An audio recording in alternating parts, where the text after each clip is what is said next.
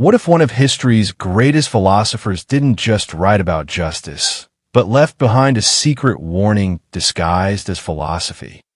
Athens, 399 BC. The air was thick with fear. The trial of Socrates had just ended, and the city that once worshipped wisdom had condemned its own teacher to death. A silent young man watched his mentor drink the hemlock, a man whose face remained calm, but whose eyes burned with questions that would echo for centuries. His name was Plato. No one at that time could have imagined that the ideas he would later write, his vision of a perfect society, were not simply theories of governance, but a cipher, a coded rebellion against the very corruption that killed his teacher. When Plato wrote The Republic, he wasn't just imagining an ideal city. He was hiding a message, something that couldn't be spoken aloud in Athens without risking the same fate as Socrates. Scholars for centuries took his words literally, believing he was describing a utopia ruled by philosopher kings. But what if it was all a mask? The Republic begins not with a grand proclamation, but a quiet conversation. Socrates and his companions walk to the house of Cephalus, a wealthy arms manufacturer. There, they begin to debate the meaning of justice. It seems harmless, an intellectual game among men of leisure. But listen closely, and you can hear something else. Hidden beneath the surface, Plato's dialogue becomes a map of moral decay, showing how easily the mind and the state can be corrupted by power. Each of the city's classes he describes, the producers, the guardians, the rulers, mirrors the structure of Athens itself. The philosopher king isn't just an ideal ruler, he's what Athens never had. A ruler guided by wisdom instead of ambition. And yet, Plato's tone is strange. Cold, distant. The perfect city he describes is too perfect. Every citizen's life is controlled. Poetry is censored. Families are dissolved. Children belong to the state. It sounds less like heaven and more like a warning. Was Plato describing paradise or a nightmare disguised as one? Centuries later, Friedrich Nietzsche would call the Republic the blueprint of totalitarianism. But Nietzsche missed something. Plato's true genius wasn't in designing a tyrant's dream. It was in showing us how such a dream could seduce even the wisest minds. You see, after the death of Socrates, Athens had fallen into chaos. Democracy had turned into mob rule. Corruption infested every court and council. Plato's Republic was written in this darkness, not as a plan, but as a mirror held up to humanity to reveal its obsession with control. But here's where it gets even stranger. Within the dialogue, Plato leaves clues, mathematical symbols, cryptic metaphors, and odd narrative shifts that have baffled scholars for centuries. The most famous of them all lies in Book 7, the allegory of the cave.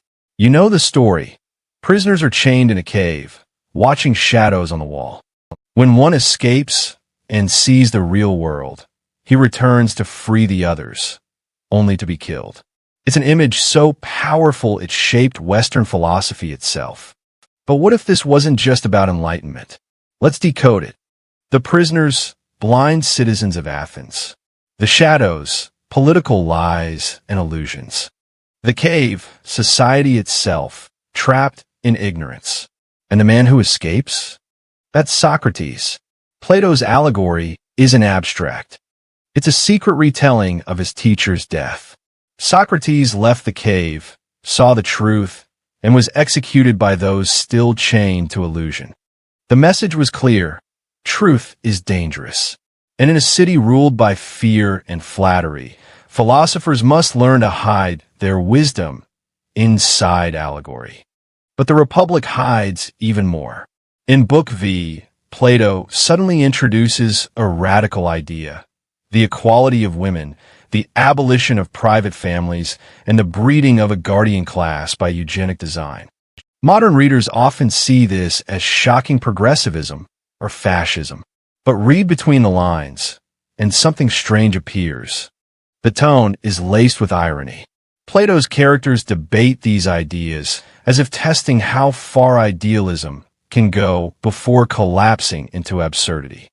One scholar, Dr. Catherine Zuckert, once wrote that Plato's dialogues are layered masks, each designed to protect deeper truths from those unready to see them. And when you peel back the layers, the Republic transforms from a political treatise into something more dangerous, a manual for survival in a corrupt world. Because what Plato feared most wasn't tyranny. It was ignorance disguised as democracy. The Athenians believed they were free, yet they killed the one man who showed them truth. Plato saw this and realized freedom without wisdom is chaos. So he built his Republic as a riddle, a structure of words that would force readers to question their own beliefs. Every law, every rule, every absurdity in that ideal city was meant to disturb us, to make us uneasy, to make us ask, is this justice or just another illusion? But there's one final clue that few ever noticed. Plato hid it not in words, but in numbers. Throughout the Republic, he makes seemingly random references to ratios, ages, and musical scales. In Book 8, he mentions a mysterious number of the marriage, a riddle involving geometry, harmonics, and astronomy. For centuries, no one could solve it. Until, in the 20th century, scholars realized it was a coded calendar, a hidden timeline predicting the rise and fall of cities, echoing Pythagorean cosmology. It was as if Plato was whispering through time. Even the perfect city will decay. Every order will crumble. No empire lasts forever. Was this his secret prophecy? Or his warning to Athens that no human system, not even democracy, can escape corruption? By the time Plato finished the Republic, he was no longer the student of Socrates. He was the architect of hidden truth, using philosophy as camouflage. He couldn't save his teacher, but maybe he could save wisdom itself by hiding it where only the truly thoughtful would find it. And somewhere, deep within that ancient text, he left us a question that still haunts the modern world. Who should rule, the wise or the many? The answer, Plato believed, might determine the fate of civilization itself. The streets of Athens were quieter now. The laughter of democracy had turned to whispers. And in a small corner of the academy, beneath the olive trees of Attica, Plato began to teach a new generation, students who would one day shape the world. Among them was a young man with burning eyes and restless energy. His name was Aristotle, but few of those young minds knew the full danger of what Plato was teaching. The Republic was not just philosophy. It was a weapon, and like any weapon, it could destroy those who mishandled it. Plato had seen what happened when truth met power. The trial of Socrates was the moment philosophy lost its innocence. Now, he hid his lessons behind layers of metaphor and irony, crafting arguments that said one thing to the masses and another to the wise. And the deeper you go into the Republic, the more his code begins to reveal itself. In Book 2, for instance, Plato describes the creation of the noble lie, a myth told to keep social order. He writes that every citizen should be taught they were born from the earth, made of gold, silver, or bronze, and must remain in their destined class forever. At first, this sounds horrifying, a justification for inequality. But think again. Plato, the man who saw Athens execute a philosopher for speaking truth, was exposing the very foundation of political control, the use of myth to manipulate the people. The noble lie wasn't a suggestion. It was a revelation, a coded confession that every government, democratic or tyrannical, rests on illusion. And the true philosopher's role is not to rule, but to see through the lie. But Plato's warning didn't end with Athens. His words traveled across centuries, carried like contraband by scholars, monks, and heretics. In Alexandria, Clement and Origen tried to merge Plato's ideas with early Christianity, seeing in his republic the shadows of divine order. In medieval Europe, Thomas Aquinas wrestled with the question of the philosopher king. Was it a vision of God's justice or the devil's perfection?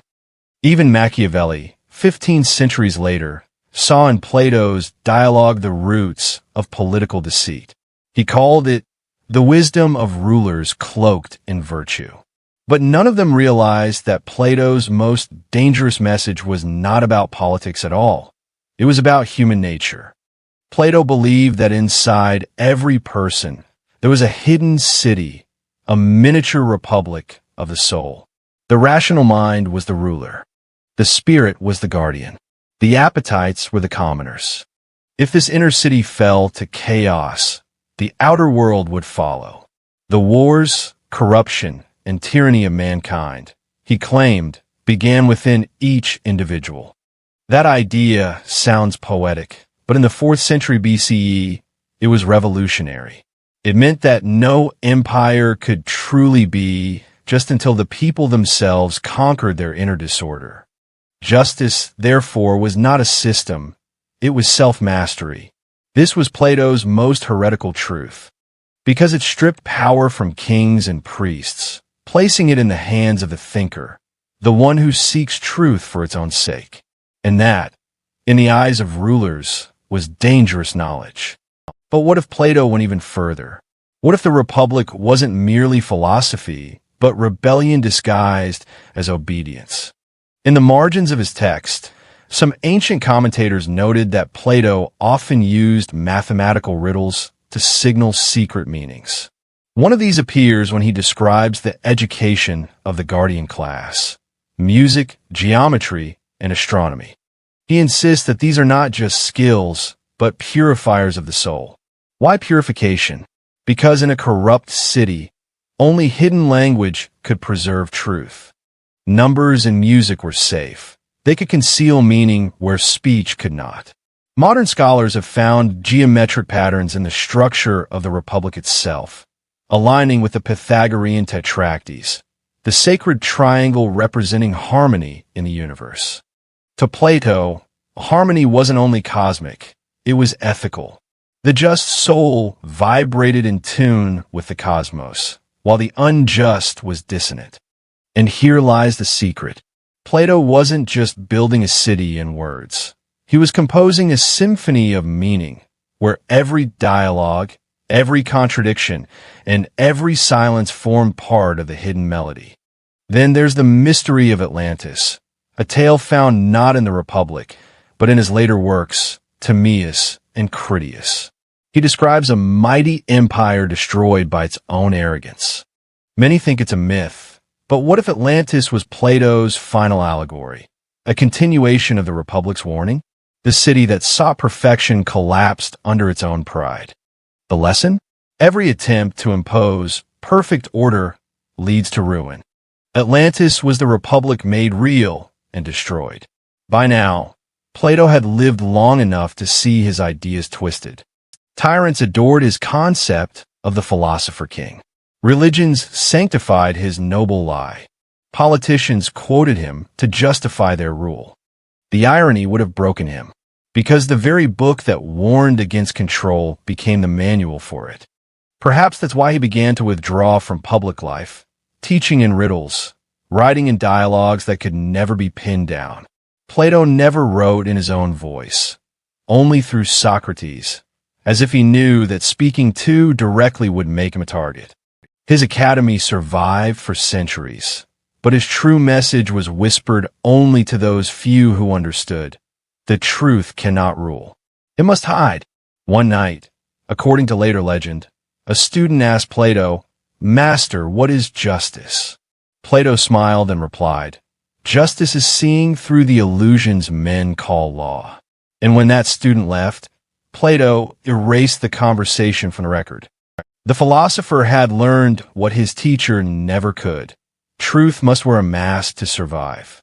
But even masks can slip. Because buried inside the final books of the Republic, Plato hints at something no one expected. A cycle of corruption, a prediction that every form of government would decay in a pattern that repeats forever. from aristocracy to timocracy, to oligarchy, to democracy, and finally to tyranny. And at the center of that cycle stands one figure, the philosopher, always exiled, always hunted, always reborn. Was Plato hinting that he himself would be reborn whenever humanity began to lose sight of wisdom? A philosopher returning in different forms to remind us of the truth? Or was it just a poetic curse upon a world that never learns? Either way, Plato's warning was clear. The Republic was never a dream to follow. It was a trap to avoid. Centuries passed. Empires rose and fell. And Plato's Republic, his forbidden book of warnings, traveled silently through the ruins of time. From the marble libraries of Rome to the candlelit monasteries of Byzantium, scholars copied it, argued over it, worshipped it, but few truly understood it. They thought Plato was describing utopia. In truth, he was describing a nightmare disguised as perfection. And for over 2,000 years, the world kept building his ideal city, not realizing it was a mirror of everything he feared. In Rome, philosophers like Cicero and Seneca adored Plato's image of the philosopher king. The emperors loved it even more. Marcus Aurelius, the Stoic emperor, called himself a student of the Republic. But Plato's city of wisdom soon turned into an empire of silence, where truth served the throne. The philosopher king had become the philosopher slave. Then came the church, inheriting the same idea. Heaven became the perfect city. The priests became the guardians of truth. And anyone who dared to think freely, like Giordano Bruno, Hypatia, or Galileo, was cast as the new Socrates, silenced by the mob. Each age repeated the same tragedy. Each time, Plato's prophecy unfolded again. And each time, his secret message, hidden within the Republic, became more relevant than ever. By the Renaissance, Plato's works resurfaced in Florence, carried by scholars fleeing the fallen Constantinople. Marsilio Ficino translated the Republic into Latin, calling it a divine scripture of reason. But even Ficino missed the irony. He read Plato as a builder of heaven on earth, not as a prophet of illusion.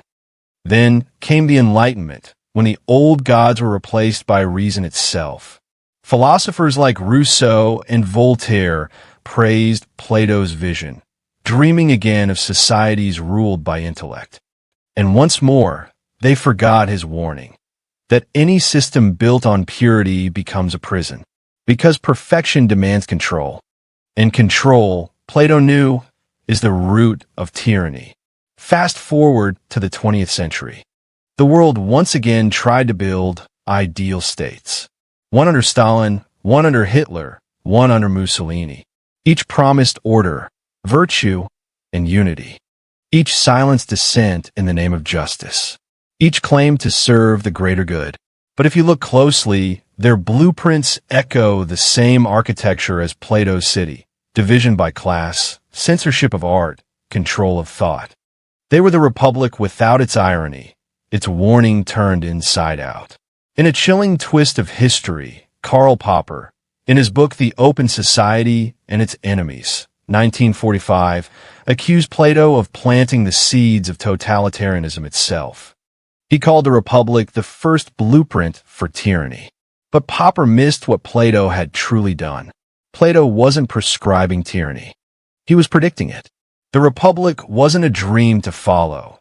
It was a mirror of humanity's recurring blindness.